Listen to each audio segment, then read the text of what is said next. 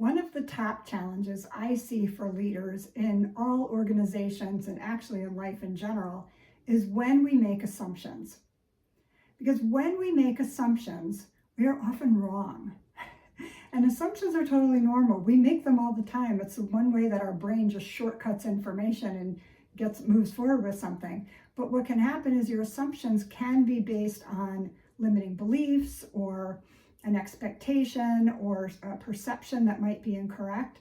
And what can happen in business and leadership is if you don't challenge your assumption and you're wrong, you can go down a path that actually takes more time, more effort, costs more money, and increases stress along the way, because ultimately the work product may not be what was expected, or your direction might have been not clear for someone and they went down the wrong path and didn't check back in. So for example, one of the ways this can look is if you get a request from your board, if you're in the C-suite or you're a leader of some sort and you get a request from the board to prepare a report. And this happened actually with one of my clients, pretty normal. And it was an urgent request. And so they worked all weekend. The staff all came in. It was amazing what they did. Extra research, made sure they had the trends analysis, everything in there, really detailed presentation for the board. They put together a whole packet. And what happened was the board didn't even look at it. All they wanted was high-level bullets. So all that work was lost. It wasn't really lost. You could use it for something else, but it was lost in that moment because you never get back that weekend time.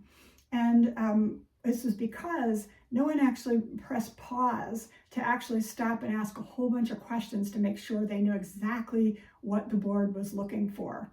And it's hard. It's hard in this fast-paced world. We have a million things going on. You hear a request and you just go after it. But really what we need to do is take a step back. First of all, take a pause, take that breath, take a step back, and then ask the questions. And a lot of times people don't want to ask the questions because they're afraid of looking stupid.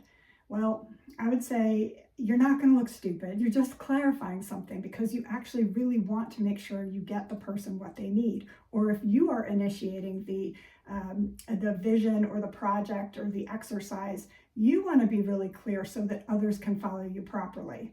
Because when you're clear, it creates confidence, and clarity builds confidence, and confidence deepens trust. And trust is the ultimate relationship capital. It's what we need for every aspect of our lives.